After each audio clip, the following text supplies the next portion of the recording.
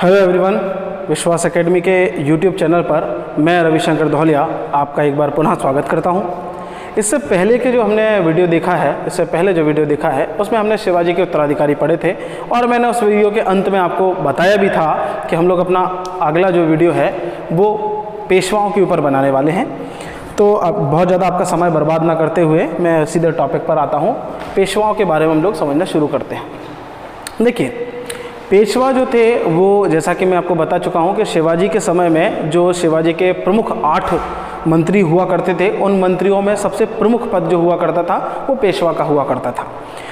पेशवा एक प्रकार से पूरे के पूरे मराठा साम्राज्य को संभालने वाला अधिकारी हुआ करता था और शिवाजी का जो दायित्व था या शिवाजी का जो भी उनके उत्तरदायित्व थे, उन उत्तरदायित्वों में एक बड़े हिस्से का निर्वहन करने वाला जो पद था वो पेशवा का था।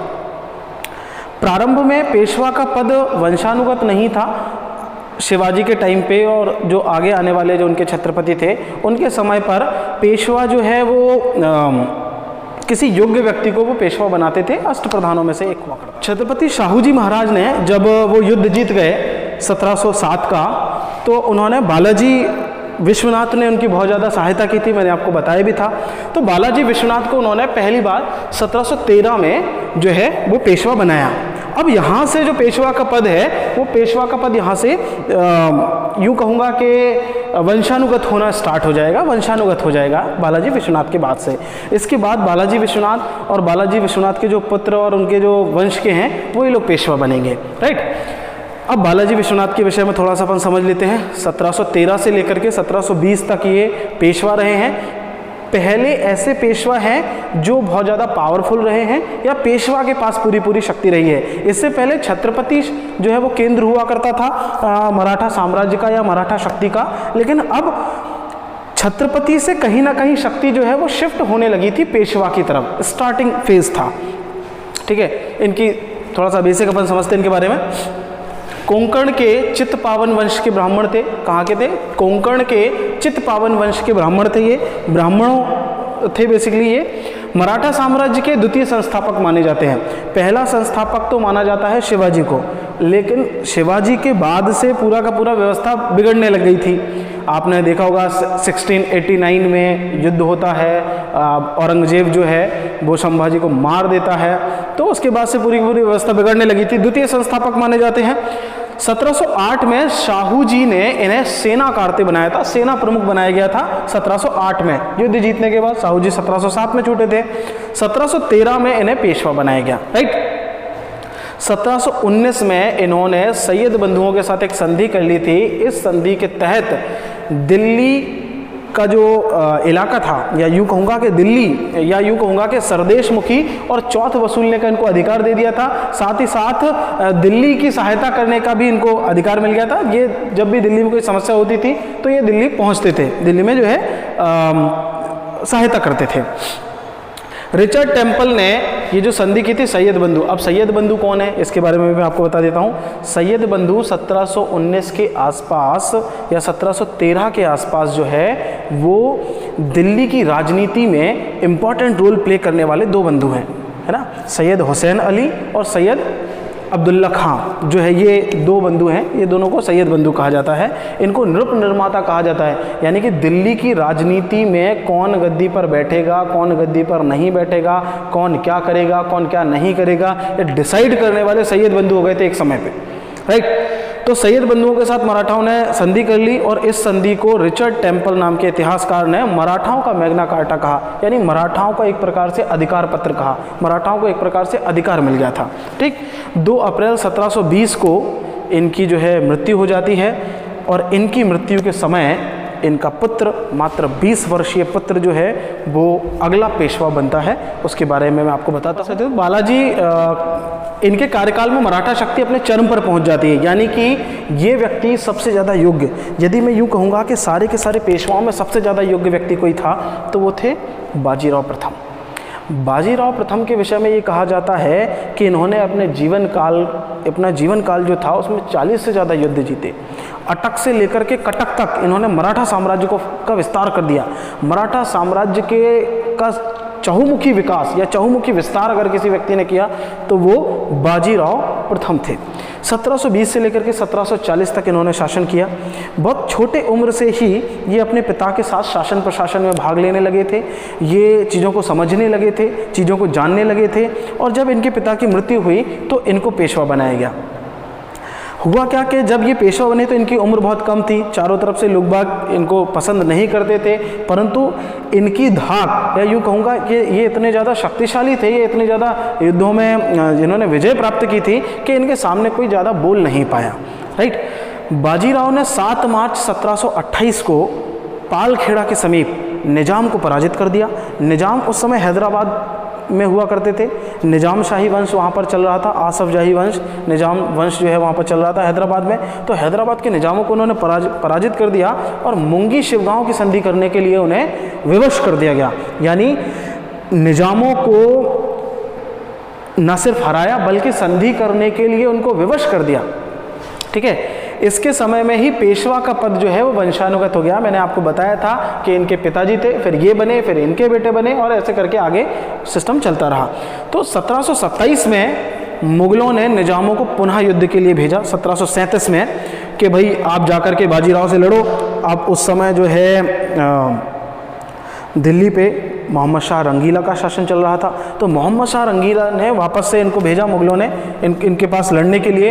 इन्होंने लड़ाई की और भोपाल के समीप जो है एक युद्ध हुआ, इसमें इन्होंने निजामों को वापस से पराजित कर दिया। ये अपने जीवन काल में कोई युद्ध हारे नहीं। भोपाल के पास इन्होंने निजामों को वापस से पराजित कर दिया। 1738 में दुरई सराय की संधि की गई और इस संधि के तहत, ये जो दुरई सराय की संधि है ये बहुत ज़्यादा इंपॉर्टेंट है, इसको याद रखिएगा कि दुरई सराय की संधि के तहत निजाम ऊपर नर्मदा नदी से लेकर के और नीचे नर्मदा से लेकर के चंबल के, नर्मदा से लेकर के चंबल का जो बीच का क्षेत्र है वो भी मराठाओं के अधीन आ गया। ग्वालियर वाला सब पूरा क्षेत्र जो है वो किसके, मराठाओं के अधीन आ गया। यानी मध्य भारत में मराठाओं की पकड़ बहुत ज़्यादा स्ट्रांग हो गई। इसके बाद 1739 में पुर्तगालियों से इन्होंने सालसेट, ये सालासेट लिखा हुआ है, बस सालसेट है, सालसेट और बसीन, ये 2 इलाके जो है वो छीन लिए, 2 इलाके जीत लिए। किन्होंने, बाजीराव प्रथम ने। राइट। इन्हें लड़ाकू पेशवा के नाम से भी जाना जाता था। इनका एक उपनाम जो है कई बार एग्जाम में पूछा जाता है, बहुत सारे एग्जाम में, तो इनको लड़ाकू पेशवा के उपनाम से भी जाना जाता था। ठीक है। शिवाजी के बाद गुरिल्ला युद्ध पद्धति से युद्ध लड़ने वाले व्यक्तियों में सबसे ज़्यादा ताकतवर, सबसे ज़्यादा स्ट्रॉन्ग बाजीराव प्रथम है। शिवाजी ने, मैंने बताया था आपको पहले वीडियो में, शिवसूत्र नाम का जो है उनका गुरिल्ला युद्ध पद्धति थी, उसमें उसके बाद शिवाजी के बाद उनके सक्सेसर में, उनके जो उत्तराधिकारी होते हैं, उनमें सबसे ज़्यादा स्ट्रॉन्ग तरीके से गुरिल्ला युद्ध का प्रतिपादन ये बाजीराव प्रथम करते हैं। ठीक है। जानकार थे।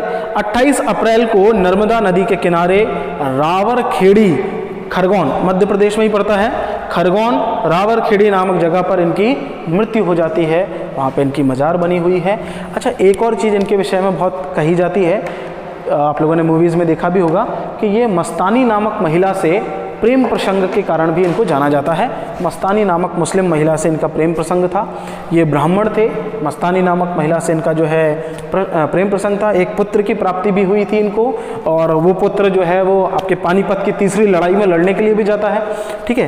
तो ये बाजीराव प्रथम सबसे ज़्यादा शूरवीर है, सबसे ज़्यादा स्ट्रॉन्ग, सबसे ज़्यादा ताकतवर पेशवा अगर कोई है तो वो ये रहे। ठीक है। इसके बाद अगला देखिए।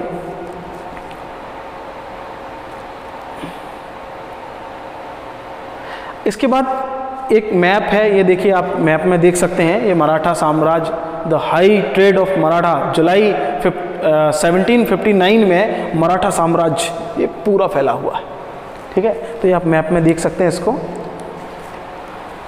अगला पेशवा जो बनता है 1740 में, मैंने आपको बताया कि बाजीराव प्रथम की मृत्यु हो जाती है। इसके बाद जो पेशवा बनता है बालाजी बाजीराव, 1740 से लेकर के 1761 तक इनका शासन रहता है।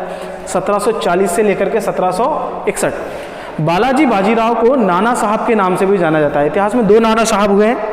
एक नाना साहब आपको 1857 के क्रांति के दौरान दिखाई देंगे जब आप हिस्ट्री पढ़ेंगे, वो सेकंड नाना साहब हैं। और फर्स्ट नाना साहब, पहले नाना साहब ये हैं। बालाजी बाजीराव को नाना साहब के नाम से जाना जाता है, नाना साहब प्रथम के नाम से कह सकते हैं अपन। बालाजी बाजीराव को नाना साहब के नाम से भी जाना जाता है। 1750 में संगोला की संधि इन्हीं के समय में हुई थी। संगोला की संधि में मैंने आपको बताया था कि राजा राम सेकंड और बालाजी बाजीराव यानी छत्रपति के सारे अधिकार पेशवाओं के अधीन आ गए थे। ठीक है, पुणे में इनका केंद्र हुआ करता था, पुणे में शासन करते थे। 1750 में संगोला की संधि हुई, इन्हीं के समय में हुई थी और छत्रपति का पद बिल्कुल केवल उनके महल तक सीमित रह गया था और बाकी की सारी शक्तियां पेशवाओं के अधीन आ गई थी और पेशवा ही मराठा साम्राज्य के यूँ कहूँगा कि कर्ता धर्ता हो गए थे। ठीक है, मराठा राजनीति का केंद्र पूना हो गया था। पूना में शनिवार वाड़ा नाम का एक महल है, उसी महल में जो है ये लोग रहा करते थे। मराठा राजनीति का पूरा केंद्र जो है वो पूना हो गया था। 1752 में हैदराबाद के निजाम को इन्होंने पराजित किया और झलकी की संधि की। कौन सी संधि की? झलकी की संधि। ये झलकी की संधि जो है या यूं कहूँगा कि हैदराबाद के निजामों को पराजित करके इन्होंने टैक्स देने के लिए बाध्य कर दिया था, टैक्स। ठीक है, अच्छा, इसके तहत बरार का क्षेत्र जो है, बरार इलाका वहाँ पर पड़ता है, वो मराठाओं के अधीन आ गया था। अच्छा, इन्हीं के समय में 1761 में अहमद शाह अब्दाली का आक्रमण हुआ था और 14 जनवरी 1761 को पानीपत की लड़ाई लड़ी गई थी। मल्हार राव होलकर और सदाशिव राव, ये दो लोग जो है इनके तरफ से जो है लड़ने के लिए गए थे। पानीपत की तीसरी लड़ाई, पानीपत में देखिए 3 लड़ाइयाँ हुई हैं और तीनों लड़ाइयों का संबंध दिल्ली के साथ रहा है। इस बात को आप बिल्कुल अच्छे तरीके से समझ लीजिए। पानीपत की पहली लड़ाई बाबर के बीच में हुई, बाबर और इब्राहिम लोदी, लोदी वंश का अंतिम शासक। ठीक है, बाबर और इब्राहिम लोदी, पहली लड़ाई 1526 के आसपास हो रही है। दूसरी लड़ाई 1556 जब शासन रीस्टैब्लिश कर रहे हैं अकबर के बीच में और हेमचंद्र के बीच में हो रही है। और तीसरी लड़ाई जो हो रही है वो भी मुगलों और अहमद शाह अब्दाली के बीच में हो रही है, लेकिन मुगलों की तरफ से लड़ाई लड़ेंगे मराठा। कौन लड़ेंगे? मराठा। ठीक है, तो पानीपत की तीसरी लड़ाई में अहमद शाह अब्दाली जीत जाता है और मराठाओं की हार होती है। मराठा साम्राज्य के लिए पानीपत की तीसरी लड़ाई बहुत ज़्यादा नुकसानदायक रही। जो मराठा साम्राज्य पूरे भारत में फैल चुका था, मैंने अभी आपको थोड़े देर पहले मैप में बताया था, वो मराठा साम्राज्य पानीपत की तीसरी लड़ाई हारने के बाद थोड़ा बिखर गया। पानीपत की तीसरी लड़ाई का जो अपमान था या जो जहर था वो बालाजी बाजीराव सह नहीं सके और उसी के कारण इनकी मृत्यु हो जाती है। इस युद्ध की हार को न सह पाने के कारण बालाजी बाजीराव की मृत्यु हो जाती है। देखिए, अब पानीपत की तीसरी लड़ाई के बारे में थोड़ा सा अपन समझ लेते हैं। पानीपत की तीसरी लड़ाई जो है जनवरी 1761 में हुई थी, मराठा विरुद्ध अहमद शाह अब्दाली। बालाजी बाजीराव इस समय अस्वस्थ थे, इस कारण वो इस युद्ध में भाग नहीं ले सके। मैंने आपको बताया था सदाशिव राव और मल्हार राव 2 लोग जो है इस युद्ध के लिए भेजे गए थे। अवध के नवाब शुजाउद्दौला जो है वो उन्होंने अहमद शाह अब्दाली का साथ दिया था इस युद्ध में, मराठाओं के खिलाफ लड़े थे वो। इस युद्ध में मराठाओं की बड़ी हार हुई। इस युद्ध के बाद मराठा शक्ति का दिल्ली पर प्रभाव कमजोर हो गया और मराठा केवल और केवल दक्षिण भारत की राजनीति तक ही सीमित रह गए। यानी उत्तरी भारत में जो इनका प्रभाव और वर्चस्व बढ़ रहा था, वो प्रभाव और वर्चस्व अब केवल और केवल दक्षिणी भारत तक सीमित रह गया। ये पानीपत की तीसरी लड़ाई। शायद अगर पानीपत की तीसरी लड़ाई का परिणाम कुछ अलग हुआ होता तो भारत के इतिहास को ही हम अलग तरीके से पढ़ रहे होते। आज दिल्ली पर शासन मराठाओं का हो जाता और हो सकता है कि कुछ अलग इतिहास हम लोगों को पढ़ने को मिलता। बहरहाल ऐसा हुआ नहीं और हमें यही इतिहास पढ़ना पड़ेगा। ठीक है, चलिए अगला पॉइंट हम देखते हैं। माधवराव प्रथम, भाई इससे पहले बालाजी बाजीराव नाना साहब फर्स्ट जो थे उनकी मृत्यु हो जाती है। उनकी मृत्यु के बाद माधवराव प्रथम जो है वो अगले पेशवा बनते हैं। 1761 में पानीपत के तृतीय युद्ध में मराठाओं की हार के बाद माधवराव प्रथम पेशवा बनते हैं। इन्होंने हैदराबाद के निजामों को चौथ देने के लिए बाध्य किया। ये इनके साथ एक फैक्ट जुड़ा हुआ है कि ये अंतिम योग्य पेशवा है। इसके बाद कोई कैपेबल पेशवा नहीं आएगा। इसके बाद जो भी आएंगे कोई बच्चा है और सब धूर्त टाइप के लोग आएंगे। इनके संरक्षण में ही मुगल बादशाह शाह आलम सेकंड, अब देखिए जरा, इनके समय में 1772 के आसपास 1764 याद करिए, 1764 में बक्सर का युद्ध होता है जिसमें शाह आलम प्रथम अंग्रेजों के हाथों हार जाते हैं। जब ये अंग्रेजों के हाथों हार जाते हैं तो इनको दिल्ली छोड़ करके इलाहाबाद में रहना पड़ता है एक लंबे टाइम तक। इलाहाबाद की संधि के तहत शाह आलम जो दिल्ली का बादशाह है, वो दिल्ली का बादशाह अब अंग्रेजों के हाथों की कठपुतली बन चुका है और उसे अपनी दिल्ली को छोड़ करके इलाहाबाद में रहने के लिए मजबूर किया जाता है। 1772 में शाह आलम को इनके संरक्षण में, माधवराव प्रथम के संरक्षण में दिल्ली वापस भेजा जाता है। ठीक है, ये बक्सर के युद्ध से ही इलाहाबाद में रह रहे थे। बक्सर के युद्ध में 3 सेनाओं को अंग्रेजों ने हराया था, आपके शाह आलम प्रथम यानी दिल्ली, अवध के नवाब और बंगाल के नवाब को। ठीक है, जब हम उसको पढ़ेंगे तब हम उसे विस्तार से पढ़ लेंगे। 1772 में ही टीबी या क्षय रोग के कारण इनकी मृत्यु हो जाती है। इनकी मृत्यु पर इतिहासकार ग्रांट डफ जो है कहते हैं कि मराठा साम्राज्य को अगर किसी में कोई अगर मराठा साम्राज्य को पुनर्जीवित कर सकता था तो माधवराव प्रथम कर सकते थे। लेकिन माधवराव प्रथम की अचानक से बीमारी के कारण होने वाली मृत्यु ने मराठा साम्राज्य को पूरी तरह से बिखेर दिया, पूरी तरह से बर्बाद कर दिया। ग्रांट डफ एक बहुत बड़े इतिहासकार हैं, वो इनकी मृत्यु के ऊपर कहते हैं कि मराठाओं के लिए पानीपत का तृतीय युद्ध उतना ज़्यादा नुकसानदायक नहीं था जितना ज़्यादा नुकसानदायक इस योग्य शासक की असामयिक मृत्यु थी। इनकी मृत्यु के बाद अब मराठाओं के पास बहुत ज़्यादा योग्य लोग नहीं बचे थे। ठीक है, समझिए। नारायण राव, माधवराव की मृत्यु के बाद उनका छोटा भाई नारायण राव पेशवा बनता है। नारायण राव मात्र 16 साल का 17 साल का लड़का है और वो भी षड्यंत्रों से घिरा हुआ। अच्छा, एक व्यक्ति हैं रघुनाथ राव करके जो नारायण राव के चाचा हैं। नारायण राव के चाचा जो है रघुनाथ राव, वो बिल्कुल भी नहीं चाहते हैं कि नारायण राव पेशवा बने, वो स्वयं पेशवा बनना चाहते हैं। तो 16-17 साल के नारायण राव को रघुनाथ राव द्वारा बहुत बुरी तरह से इनकी हत्या कर दी जाती है। शनिवार वाड़ा फोर्ट में कहा जाता है कि आज भी इनकी कहा जाता है कि वो हॉन्टेड प्लेस है और इनकी बहुत बुरी तरह से निर्मम हत्या की जाती है। इनके शरीर को कई सारे भागों में काट दिया जाता है और काट करके फेंक दिया जाता है। नारायण राव अपने चाचा की तरफ दौड़ते हैं, जब उनकी हत्या करने के लिए लोग बाग पहुंचते हैं तो अपने चाचा रघुनाथ राव की तरफ दौड़ते हैं कि चाचा मुझे बचा लो, लेकिन चाचा खुद उनकी हत्या करने के लिए वहां पर आए थे। चाचा के द्वारा उन्हें नहीं बचाया जाता है और उनकी निर्मम हत्या कर दी जाती है। अब क्योंकि उनकी हत्या कर दी गई, इस हत्या का भेद खुल जाता है, इसी कारण से रघुनाथ राव को पेशवा नहीं बनाया जाता है और रघुनाथ राव को वहाँ से भगा दिया जाता है। रघुनाथ राव वहाँ से भाग करके अंग्रेज़ों के साथ मिल जाते हैं और अंग्रेज़ों को उकसाते हैं ताकि वो मराठाओं पर आक्रमण करें। इस समय तक अंग्रेज़ जो है वो भारत में बहुत ज़्यादा सक्रिय हो चुके हैं। अंग्रेज़ प्लासी का युद्ध, बक्सर का युद्ध जीत चुके हैं, इसलिए उनके हौसले अब ज़्यादा बुलंद हैं। तो ऐसी परिस्थिति में जब रघुनाथ राव यानी कि मराठाओं में से ही एक अंग्रेज़ों के पास जाकर के मिल जाता है तो अंग्रेज़ यहाँ पर युद्ध करने के लिए तैयार हो जाते हैं, आक्रमण करने के लिए तैयार हो जाते हैं और यहाँ से आंग्ल और मराठा यानी अंग्रेज़ों और मराठाओं के बीच में वर्चस्व की एक लड़ाई शुरू होती है। ये पूरी सीरीज़ है, 3 युद्ध होते हैं अंग्रेज़ों और मराठाओं के बीच में, जिन्हें हम आंग्ल मराठा युद्ध कहते हैं। जरा समझिए।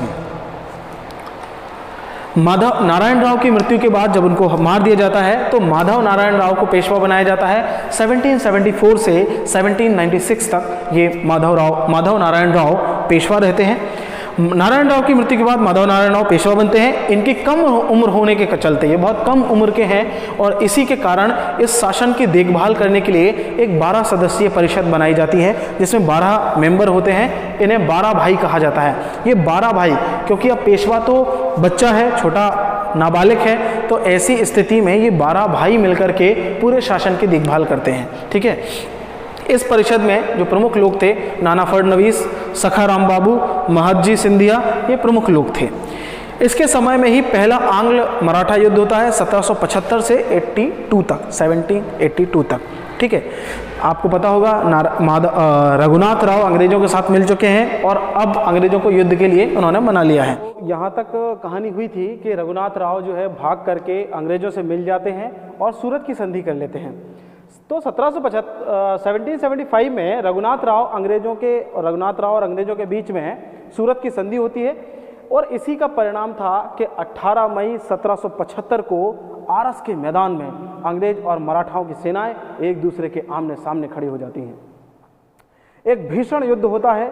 अंग्रेज अपनी महत्वाकांक्षा और भारत में सत्ता को स्थापित करना चाहते थे, महत्वाकांक्षा को पूरा करना चाहते थे, और मराठा जो है वो अपनी मातृभूमि की रक्षा के लिए लड़ रहे थे। जाहिर सी बात है मराठाओं की हार होती है, लेकिन फिर भी इस युद्ध में एक अच्छी चीज होती है कि मराठाओं का पूना पर अधिकार बना रहता है।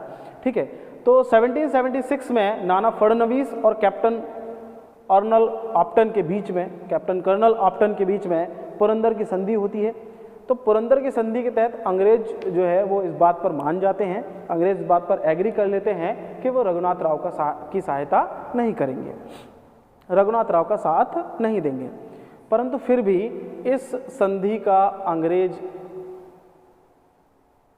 अंग्रेज नहीं मानते हैं और सूरत की संधि को ही मानना शुरू कर देते हैं। सूरत की संधि आप लोगों को याद होगा कि रघुनाथ राव और अंग्रेजों के बीच में सूरत की संधि हुई थी, तो अंग्रेज सूरत की संधि के हिसाब से ही काम करना शुरू करते हैं और वापस से पेशवा के ऊपर जो है अटैक कर देते हैं।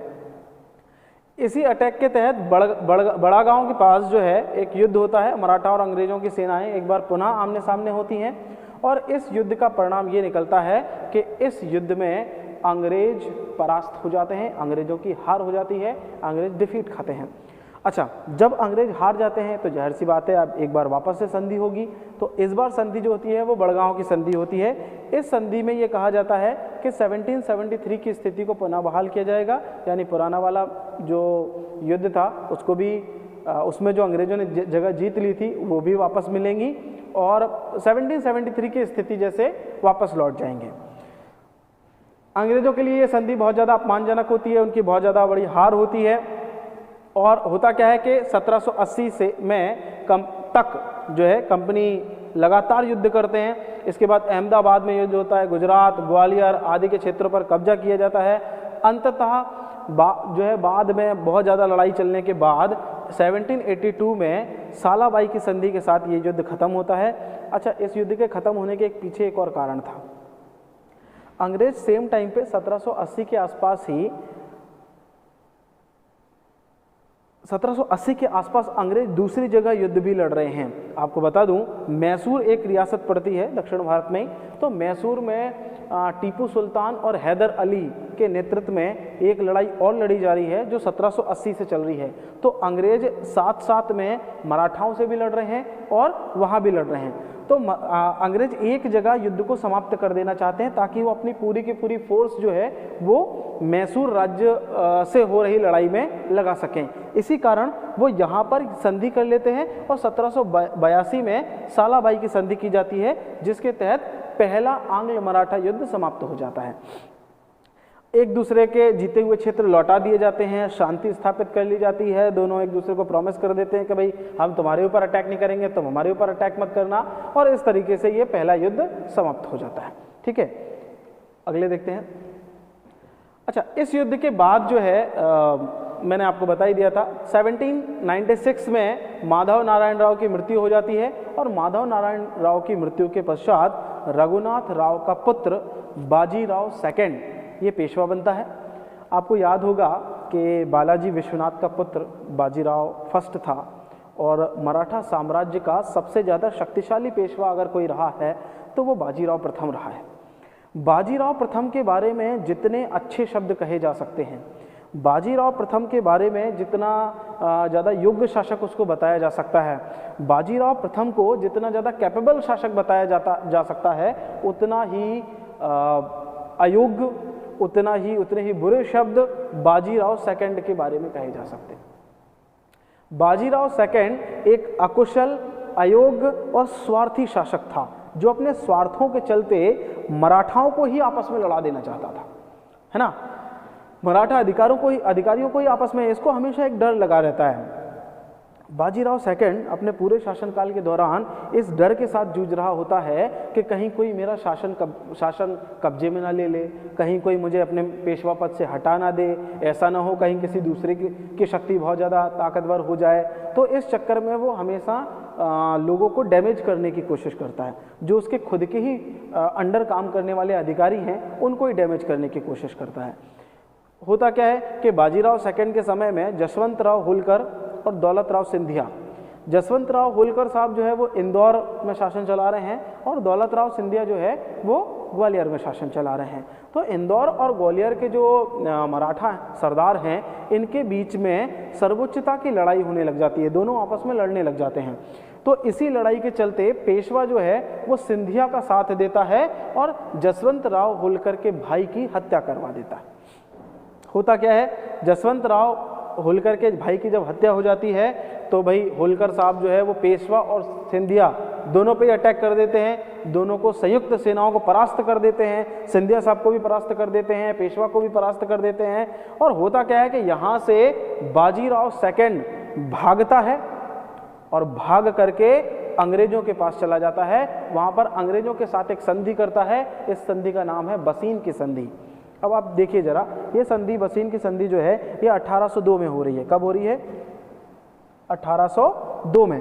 1802 में जो बसीन की संधि है ये एक प्रकार की सहायक संधि है। कैसी संधि है? सहायक संधि। अब सहायक संधि क्या होती है? लॉर्ड वेलेस्ली 1798 के आसपास आए थे और उन्होंने एक संधि रखी थी जो भारतीय रियासतों को एक प्रकार से ख़त्म करने के उद्देश्य से थी, अंग्रेजों का वर्चस्व को बढ़ाने वाली संधि थी। उसी टाइप की संधि जो है वो बाजीराव सेकंड अंग्रेजों के साथ कर लेते हैं और इस संधि के तहत अंग्रेजों, आपकी मैं बताता हूँ आपको, देखिए बसीन की संधि 31/12/1802 को हो रही है। 31 दिसंबर 1802 को बसीन की संधि की जाती है। ये बाजीराव पेशवा सेकंड है, बाजीराव सेकंड, ये जो है अंग्रेजों से जाकर के मिल जाते हैं। बाजीराव पेशवा अंग्रेजों का संरक्षण स्वीकार कर लेते हैं और निम्नलिखित शर्तों को मान लेते हैं। ये शर्तें आप जरा देखिए, एक अंग्रेजों की सहायक संधि थी, मैंने आपको बता ही चुका हूँ। अंग्रेजी सेना पूना में 60,000 अंग्रेजी सैनिक रखेगी। अब जरा बड़ा इंटरेस्टिंग सा फैक्ट है, इसको जरा देखिएगा। 60,000 की अंग्रेजी सेना पूना में रहेगी। अब अंग्रेज जो है एक ट्रिक के तौर पर इसको इस्तेमाल करते हैं सहायक संधि को। अंग्रेज जब अंग्रेजी सैनिकों को किसी राजा के या पेशवा के पास रखेंगे तो जाहिर सी बात है वो अंग्रेज सैनिक होंगे। अब उनका पूरा का पूरा खर्चा कौन उठाएगा? पेशवा उठाएगा। अच्छा, इसके अलावा वो अंग्रेज सैनिक जो हैं वो राज्य के अंदर की सारी जानकारी अंग्रेजों को देते रहेंगे, जो फर्दर अगर अंग्रेजों को कभी अटैक करना होगा तो इनके काम आ जाएगी, अंग्रेजों के काम आ जाएगी, जाहिर सी बात है। दूसरा, अंग्रेजों की सेना जो है वो युद्ध में अंग्रेजों का ही साथ देगी, लेकिन उसका खर्चा कौन उठा रहा है? उसका खर्चा पेशवा साहब उठा रहे हैं। तो अंग्रेजों के लिए तो एक प्रकार से सेना भी अंग्रेजों की है और अंग्रेजों को जो है उस सेना का खर्चा भी नहीं उठाना है और राज्य के अंदर की सारी जानकारी भी अंग्रेजों को मिल जा रही है। तो एक प्रकार से जितने भी राजाओं ने ये सहायक संधि की वो सारे के सारे राजा इस सहायक संधि के कारण नुकसान में गए। ठीक है, तो देखिए 26 लाख की वार्षिक आय वाला क्षेत्र अंग्रेजों को दे दिया गया। अंग्रेजों का चारों तरफ से जो है अंग्रेजों का भला हो रहा है। विदेशी मामले कंपनी के पास आ गए। विदेशी मामलों में अब जो है वो कंपनी हस्तक्षेप करेगी, केवल पेशवा के पास अंदरूनी मामले रह जाएंगे। एक प्रकार का कमजोर सिस्टम हो जाएगा। निजामों से चौथ वसूलने का अधिकार भी अंग्रेजों को मिल गया। यानी अब पेशवा जो टैक्स था 1/4 टैक्स जो पेशवा लेते थे, मराठा लेते थे, वो 1/4 टैक्स अब कौन वसूलेगा? अंग्रेज वसूलेंगे, अंग्रेज अधिकारी वसूलेंगे। तो ये भी सब अंग्रेजों को मिल गया। मराठा सरदारों ने अब हो क्या रहा है कि जितने भी हैं, चाहे वो सिंधिया हों, चाहे वो होलकर हों, चाहे वो गायकवाड़ हों, भोसले हों, जितने भी मराठा सरदार थे उन सभी के सभी मराठा सरदारों ने बसीन की संधि का विरोध किया और वो पेशवा के ही खिलाफ एकजुट हो गए। तो ये सारे के सारे मराठा सरदार जो है वो अंग्रेजों और पेशवा के विरुद्ध यानी बाजीराव सेकंड के विरुद्ध हो जाते हैं, खड़े हो जाते हैं और लड़ाई लड़ने लग जाते हैं। और यहाँ से शुरू होता है दूसरा आंग्ल मराठा युद्ध। अंग्रेजों और मराठाओं की सेकंड लड़ाई यहाँ से स्टार्ट हो जाती है। ठीक है, अब जरा देखिए, अगर हम उस समय तात्कालिक समय में मराठा सरदारों या मराठा शाखाओं की बात करें तो उस समय मेन मराठा शाखाएं जो है ये ऐसी हैं। पेशवा, अब देखिए जरा एक इंटरेस्टिंग सा फैक्ट मैं आपको बता देता हूँ।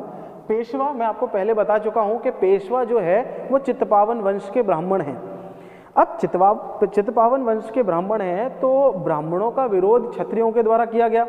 तो ये गायकवाड़, होलकर, भोसले और सिंधिया ये क्षत्रिय तुष्टीकरण के लिए ये सरदार बनाए गए थे और इन सब के लीडर थे कौन? पेशवा।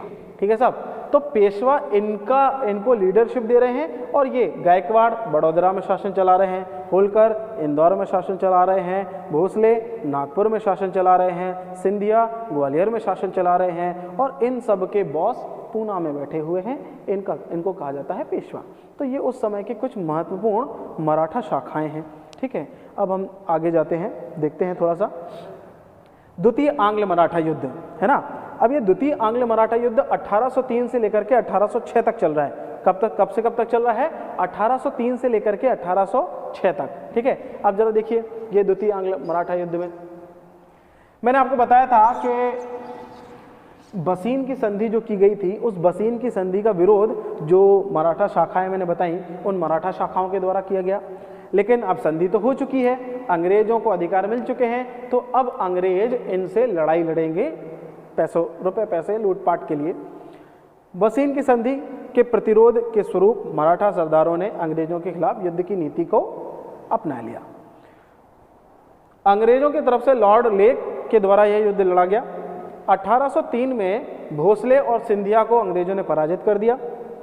1804 में सर जॉर्ज बार्ली के नेतृत्व में होलकर को भी पराजित कर लिया गया और इस प्रकार समस्त मराठा अंग्रेजों के संरक्षण में पहुंच गए। अब अंग्रेज सर्वे सर्वा हो गए और मराठा उनके संरक्षण में पहुंच गए। कई सारे भूभाग अंग्रेजों ने ले लिए, टैक्स में अंग्रेज लेने लग गए, राजा को उन्होंने अपने हाथ की कठपुतली बना दिया, बाजीराव सेकंड जो है वो अंग्रेजों के हाथ की कठपुतली बन गए। तो ऐसी स्थिति जो है वो निर्मित हो गई थी आफ्टर सेकेंड एंग्लो मराठा युद्ध। 1803 से 1806 तक के बीच में जो लड़ा गया ये युद्ध, ये मराठाओं के लिए बहुत ज़्यादा नुकसानदायक था। ठीक है, अब जरा देखिए तीसरा आंग्ल मराठा युद्ध जरा समझते हैं। 1817 से लेकर के 1818 के बीच में तीसरा आंग्ल मराठा युद्ध लड़ा गया। ये अंतिम आंग्ल मराठा युद्ध था। इसके बाद मराठा संघ को खत्म कर दिया गया, पेशवा के पद को खत्म कर दिया गया। अब देखिए हो क्या रहा है कि लॉर्ड हेस्टिंग्स जो है वो भारत के गवर्नर जनरल बनकर के आते हैं। ये लॉर्ड हेस्टिंग्स जो है ये भारत में अंग्रेजी साम्राज्य का विस्तार करना चाहते हैं। तो भारत में अंग्रेजी साम्राज्य का विस्तार करने के उद्देश्य से जो है ये आ रहे हैं। तो ऐसी स्थिति में जैसे ही ये गवर्नर जनरल बनकर के आते हैं तो ये मराठा शक्ति को समाप्त करने की कोशिश करते हैं और ये कोशिश करते हैं कि पूरा का पूरा मराठा साम्राज्य जो है वो अंग्रेजी शासन का हिस्सा बना दिया जाए, अंग्रेजी शासन में मिला दिया जाए।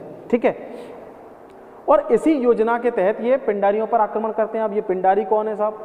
पिंडारी जो है वो मराठाओं की सहायता करने के लिए कुछ कबीलियाई लोग हुआ करते थे, तो पिंडारियों के ऊपर आक्रमण करते हैं और पिंडारियों के ऊपर आक्रमण करते समय ही अंग्रेज मराठाओं के ऊपर भी आक्रमण करते जाते हैं और क्षेत्रों को जीतते जाते हैं। अभी अंडर में तो है ही, संरक्षण में है ही, ज़्यादा कुछ बोल नहीं सकते हैं, तो ये लोग जो है वो अटैक करते हुए आगे चलते हैं। धीरे धीरे क्या होता है कि 1870 में सिंधिया को बहुत बुरी तरीके से अंग्रेज हरा देते हैं और उनके पूरे के पूरे साम्राज्य को ग्वालियर के किले तक ही सीमित कर देते हैं। बाकी का पूरा क्षेत्र अंग्रेजों के कब्जे में आ जाता है।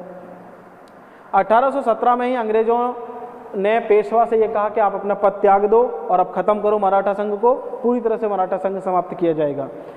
तो 1816 में भोसले हार ही चुके हैं, नागपुर की संधि कर ली गई है। सभी मिलकर अंग्रेजों के खिलाफ युद्ध का प्रयास करते हैं, लेकिन फिर भी अंग्रेजों के साथ युद्ध हार जाते हैं। होता क्या है, अंततः 1818 में बाजीराव सेकंड अंग्रेजों के सामने आत्मसमर्पण कर देता है और अंग्रेजों जो है उससे पेशवा का पद छीन लेते हैं, पेशवा का पद समाप्त हो जाता है और बाजीराव को पेंशनर बना करके बिठूर भेज दिया जाता है। बिठूर कानपुर के पास एक जगह है, उत्तर प्रदेश के कानपुर में बिठूर नामक एक गंगा नदी के किनारे पर एक जगह है, तो वहाँ भेज दिया जाता है। 1853 में जब तक बाजीराव सेकंड की मृत्यु नहीं हो जाती है तब तक बाजीराव सेकंड बिठूर में ही रहते हैं और पूरा कामकाज अपना बिठूर से ही देखते हैं और पूरा का पूरा मराठा संघ समाप्त हो जाता है और अंग्रेज पूरे के पूरे मराठा संघ को मिला लेते हैं। ठीक है, अंग्रेजों 1853 में जब बाजीराव सेकंड की मृत्यु हो जाती है तो बाजीराव सेकंड ने एक बेटे को गोद ले रखा था, उसका नाम था धोंदू पंत या इसे ही नाना साहब के नाम से भी जाना जाता है। अब हुआ क्या कि 1853 के आसपास अंग्रेज जो है अपनी नीति को विस्तारित करते हैं और गोद लेने को बैन कर देते हैं। और इसी के तहत ये कहा जाता है कि जो पेंशन थी वो पेशवा के लिए नहीं थी, यानी कि बाजीराव सेकंड के बेटे नाना साहब को अंग्रेज पेंशन देने से मना कर देते हैं और कहते हैं कि हम पेंशन पेशवा को नहीं दे रहे थे, हम बाजीराव सेकंड को व्यक्तिगत रूप से पेंशन दे रहे थे, यानी बाजीराव सेकंड की मृत्यु के बाद अब पेंशन मिल पाना संभव नहीं है। तो उसी दौरान 4 साल बाद 1857 का विद्रोह होता है। तो 1857 के विद्रोह में नाना साहब, बाजीराव सेकंड के ही पुत्र नाना साहब जो है वो कानपुर में विद्रोह का संचालन करते हैं, उसका नेतृत्व करते हैं अपनी पेंशन के लिए। तो ये पूरा मराठा इतिहास था। मैंने आपको शिवाजी से लेकर के और बाजीराव सेकंड तक, जब तक मराठा संघ समाप्त नहीं हो गया तब तक का मैंने आपको पूरा इतिहास बताया है। अगर आपको ये पूरा वीडियो अच्छा लगा हो तो इसको ज़रूर आप शेयर करें, हमारे चैनल को सब्सक्राइब करें और बेल आइकन को भी प्रेस करें ताकि आपको इस तरीके के जो वीडियो हैं वो मिलते रहें। धन्यवाद। हमारा जो अगला वीडियो होगा वो मैं आपको मैसूर राज्य पर पढ़ाऊँगा, पूरा का पूरा मैसूर राज्य जो है उस वीडियो में मैं आपको कवर करवाऊँगा। ठीक है। साथ ही साथ हमारा प्ले स्टोर पर हमारा विश्वास एकेडमी के नाम से एक एप्लीकेशन भी है, उस एप्लीकेशन को भी आप लोग डाउनलोड करें ताकि इस तरीके के जो पीडीएफ है प्रेजेंटेशन का वो आपको मिल सके और आपके नोट्स में हेल्प हो सके। इस वीडियो को जहाँ पर भी आपको लगे आप पॉज करके अपने क्लास नोट्स बना लें और नोट्स आप उसमें रख लें। धन्यवाद। घर पे रहें, सुरक्षित रहें और अपनी पढ़ाई को लगातार जारी रखें। Thank you.